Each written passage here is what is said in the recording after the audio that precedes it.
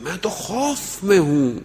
خوف, زندگی کا خوف, کام کے چھن جانے کا خوف, نوکری ختم ہو جانے کا خوف. میں تو اسی میں زندگی گزار رہا ہوں. عزیزان تو ماہ رجب ہے.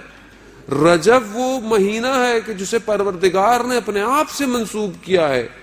کتنا میں نے رجب سے فائدہ اٹھایا ابھی تک, کتنا میں نے رجب کی, رجب شہر, رجب ایک نہر ہے جنت کے اندر, کہ مجھے اس دنیا میں یہ موقع ملا کہ میں اس نہر میں غوطے کھاؤں. خدا نے اپنے آپ سے کہا یہ میرا مہینہ ہے. خوب اس مہینے کے اندر میں نے کتنا اللہ سے اپنے رابطہ جوڑا.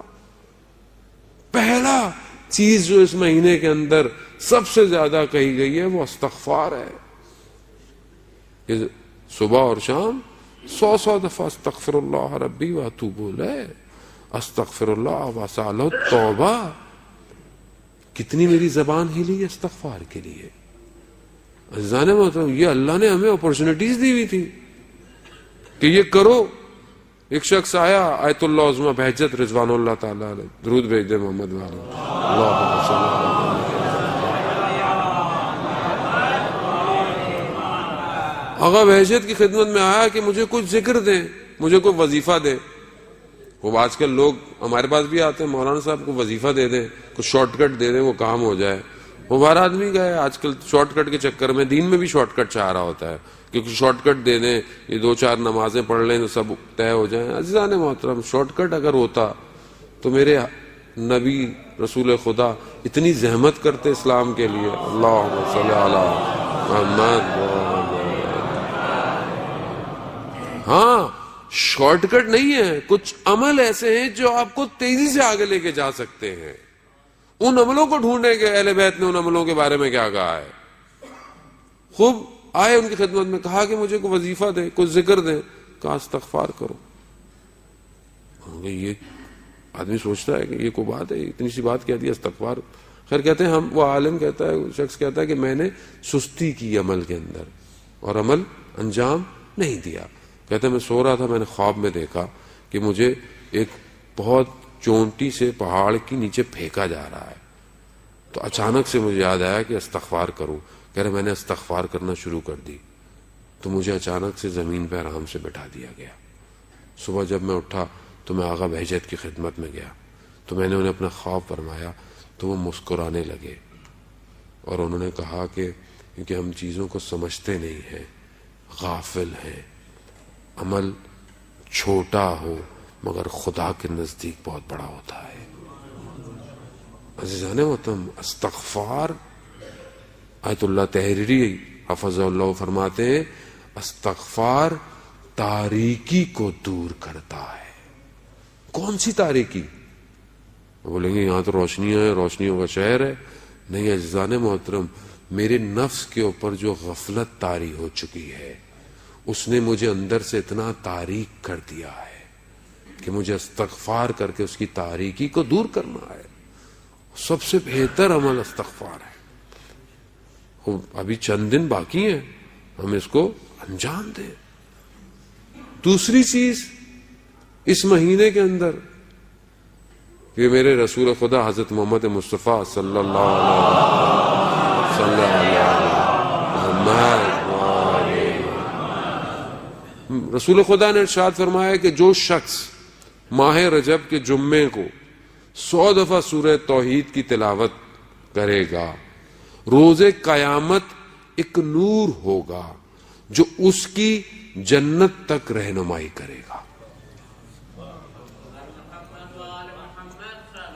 اللہم صلی علی محمد. عزیزان محترم, آپ یہ دنیا کے بڑی بڑی سرچ لائٹیں, یہ بڑے بڑے ٹاور چمکنے والے, یہ یہیں ماند پڑ جائیں گے. وہاں روز ظلمت ہے, وہاں تاریکی ہے, وہاں کوئی نور نہیں ہے. یہی نور ہے کہ جب حدیث طلانی ہے کہ وقت نہیں کہ میں ابھی بیان کروں, انشاءاللہ فرصت ملی ایام میں. پروردگار نے حضرت موسیٰ سے کہا کہ ذکر نور, میرا ذکر نور ہے موسیٰ, یعنی میرا ذکر کرو, نور ہوگا تمہارے طرف ہر طرف. ایک شہید ہو گیا. جب شہید ہو گیا جوان تھا, ایک بڑے عالم دین ان کے گھر ان کے والدین سے ملنے گئے تو کہا آپ کے بیٹے میں 2 خصوصیتیں تھیں. ایک تو اپنی فیلڈ میں تھا اتنا کہ اس کو شہید کر دیا گیا, دوسری چیز وہ خدا کا شب کی تنہائی میں عابد تھا. 32 سال کا جوان تھا. یعنی 32 سال میں انسان اتنی عبادت کرتا ہے کہ کوئی اولیاء خدا کو پتہ چل جائے کہ کتنی عبادت کرتا ہے. انہوں نے کہا کہ روز قیامت روز تاریکی ہے, سورج نہیں ہے قیامت میں. جب کیونکہ آپ کو پتا ہے سب ختم ہو جائے گا, محشر الگ سے برپا کی جائے گی, وہاں پہ یہ سورج نہیں ہے. کہا وہاں پر کچھ لوگ ہوں گے کہ جن کے بدن سے نور نکلے گا اور اس نور کی روشنی میں کئی لوگ صراط کا راستہ طے کریں گے. کہا آپ کا بیٹا ان میں سے ایک ہے. اللہ اکبر. یعنی انسان خود تو نورانی ہو اور لوگوں کو بھی نور کے ساتھ قیامت میں لے کے جانے. وہ تو اس نور کو ڈھونڈیں, یہ انویسٹمنٹ کریں اس دنیا کے اندر. اس نور کی ضرورت ہے. آپ سٹور کرتے رہیں ساری دنیا کی لائٹیں, یہیں بجھ جائیں گی. یہ تو اسی وقت بجھ جاتی ہے جب انسان حالت اعتداء کے اندر اکیلا بیٹھا ہوا ہوتا ہے, جب موت کا فرشتہ اس کی طرف آ رہا ہوتا ہے تو اس کے سامنے اسکرین آ جاتی ہے, اسکور کارڈ آ جاتا ہے کہ کیا, کتنی اننگ کھیلی, کتنی دفعہ آؤٹ ہوئے, کتنی نو بالیں تھی, سب آ جاتا ہے سامنے اس کے. اس وقت کچھ نہیں ہوتا, صرف وہ ہوتا ہے وہ بولنا چاہتا ہے, بول نہیں پاتا.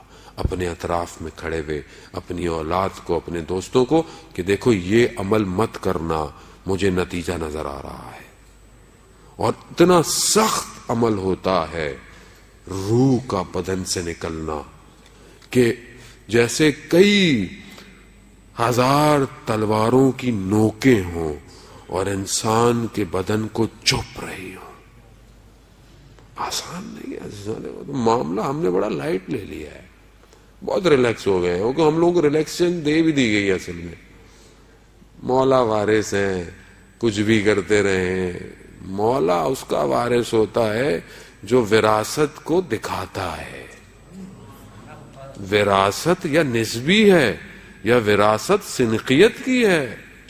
میری جائیداد کا وارث میری اولاد ہے. کیوں؟ کیونکہ میری اولاد ہے.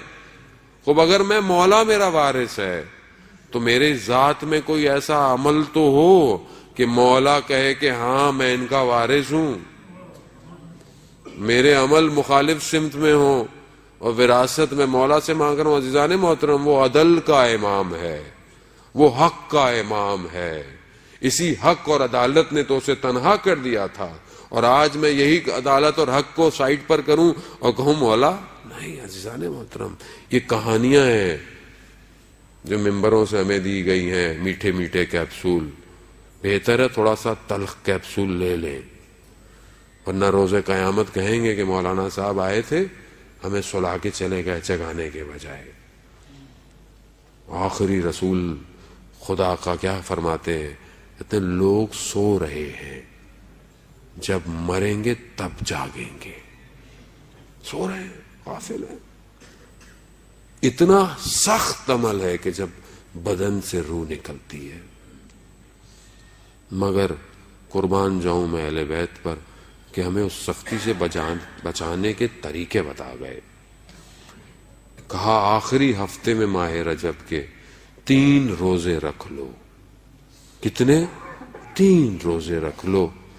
ملک الموت جب روح قبض کر رہا ہوگا تو کوثر کا جام لے کر آ جائے گا.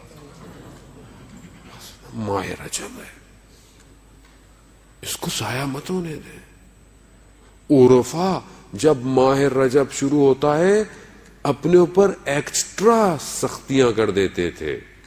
کیوں؟ کہ کوئی گناہ سرزد نہ ہو.